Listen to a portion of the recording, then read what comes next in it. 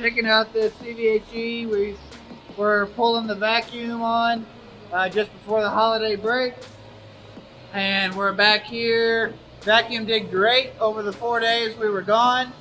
Really happy with it. So we're in the process of getting our charge going. We've already got about 100 pounds or so in it. It's going to keep going.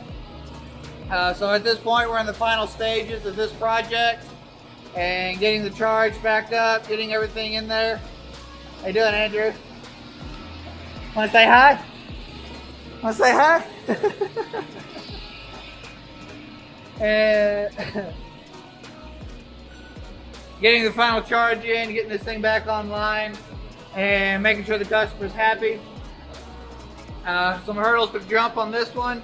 Extra things found we weren't expecting, but that's just the way it goes. So nothing you can do about it. Just make the best you can of it.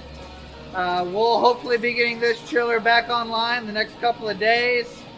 Do all of his run-through testing and be done with it. We've got several more coming up and repairs wise, so we'll be kind of all over the place with it, but just stay tuned and I'll keep it pumping out to you.